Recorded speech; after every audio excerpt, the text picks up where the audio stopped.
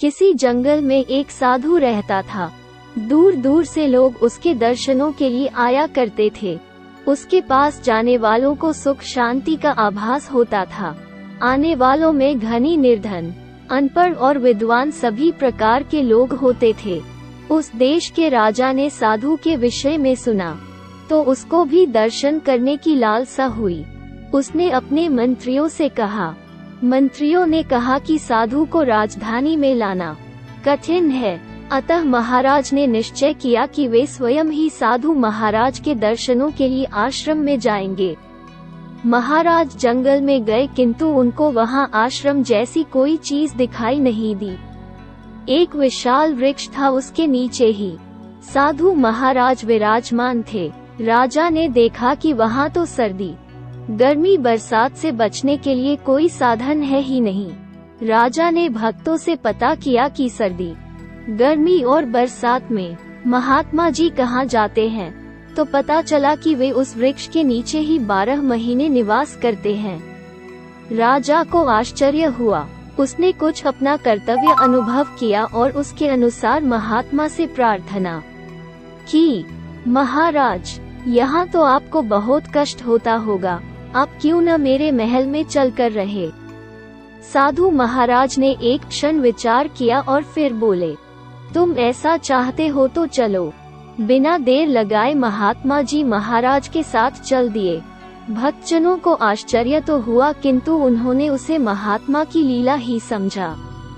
साधु महाराज महल में पहुँचे तो वहाँ उनकी खूब खातिरदारी होने लगी। हर समय नौकर चाकर सेवा में तत्पर रहते थे। महाराज स्वयं उनकी पूजा किया करते थे। महारानी की भी असीम श्रद्धा उनमें थी। एक दिन की बात है कि रानी स्नानघर से स्नान करके निकली कि उसके तुरंत बाद महात्मा जी स्नान के लिए गए। महात्मा ने देखा रानी अपने हीरो का हार वहां भूल गई है। उस हार को महात्मा ने अपनी कौपीन में छिपाया और बाहर निकले।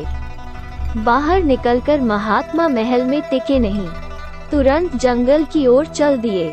जब रानी श्रृंगार करने बैठी तो उसको अपने हार का ध्यान आया। देखा तो वह यथास्थान पर नहीं था। महारानी ने अपनी दासी से कहा, देखो, मैं स्नानघर में अपना हार छोड़ आई हूँ, जरा ले तो आओ। हार वहाँ होता तो नौकरानी को मिलता। महल में खोज होने लगी। पता लगाया गया कि महारानी के बाद कौन वहाँ स्नान के लिए गया था। मालूम पड़ा कि महात्मा जी गए थे। महात्मा जी के कमरे में देखा तो ना वहाँ हार था और ना महात्मा। अब हार के साथ साथ महात्मा की भी खोज होने लगी। राजा ने आज्ञा दी कि वह साधु जहाँ कहीं भी हो उसे पकड़कर हाजिर किया जाए। उधर महात्मा जी महल से निकले तो जंगल में घुस गए और दिन भर निरंतर चलते गए। उन्हें भय था कि राजा के सैनिक उनका पीछा कर रहे होंगे, कहीं वह पकड़े न जाए, इसीलिए वह चलते ही रहे। चलते चलते जब महात्मा थक गए तो एक पेड़ के नीचे बैठ गए। पांव सूज गए थे, भूख भी बड़े जोर की लगी थी। महात्मा ने इधर उधर नजर दौड़ाई तो देखा कि जिस पेड़ के नीचे वे बैठे हैं उसमें बहुत सारे फल लगे हैं। फल पके थे। महात्मा ने कुछ फल तोड़कर खा लिए। भूख थकान मिटने पर महात्मा ने फिर अपनी यात्रा चालू रखी। चलते चलते जब फिर थक गए तो फिर बैठ गए। तब महात्मा को आभास हुआ कि उन्हें दस्त लगने वाले हैं। महात्मा को इतने दस्त हुए कि वे पस्त पड़ गए। महात्मा दुर्बल शरीर से भूमि पर लेटे की उन्हें हार का ध्यान आया और सोचने लगे, मैं इसे क्यों उठा लाया। अब महात्मा को आभास हुआ कि उन्होंने चोरी की है। अपनी गलती और कर्तव्य का भान होने पर महात्मा उठे और वापस राजमहल की ओर चल दिए। महात्मा जिस समय राजमहल के समीप पहुँचे तो आधी रात बीत चुकी थी। महात्मा इतने दुर्बल हो गए थे कि महल का चौकीदार भी उनको नहीं पहचान सका। उसने कड़क कर पूछा, कौन हो। महात्मा बोले, मुझे महाराज से मिलना है। महाराज सो रहे हैं। चौकीदार ने कड़क कर कहा, मुझे अभी तुरंत मिलना है। मेरे पास महारानी का हार है। हार की बात सुनकर चौकीदार सावधान हो गया। बात तो सारे महल और नगर में फैल चुकी थी। चौकीदार ने एक सैनिक को महल के अंदर भेज दिया। महाराज आए तो महात्मा ने कहा, राजन, ये हार आपकी महारानी का है, मैं इसे उठाकर ले गया था। मुझसे अपराध हुआ है, मैं हार वापस करने और अपने अपराध की क्षमा मांगने के लिए आया हूँ। राजा को आश्चर्य हुआ। उसने पूछा, महात्मन, यदि ये वापस ही करना था तो फिर आप इसे ले क्यों गए थे? महात्मा कहने लगे, राजन, जो मैं कह रहा हूँ उसे ध्यान से सुनिए। क्रोध मत करिए।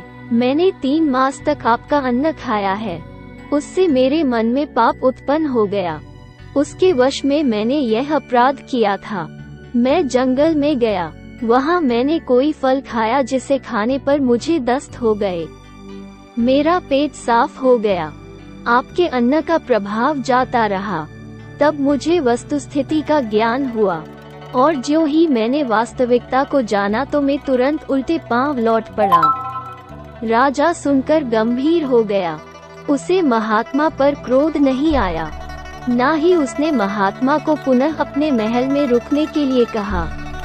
महात्मा अपनी राह चल दिए। इस प्रकार अन्न का प्रभाव तुरंत होता है। उस राजा का अन्न शुद्ध नहीं था। वह प्रजा पर अत्याचार करता था, निर्धनों और निर्बलों को सताया करता था। इसी कारण उसका अन्न खाकर महात्मा का मन खराब हो गया था। सेवन किए हुए विषयुक्त अन्न के समान असेव्य कर्मों का फल तुरंत मिलता है।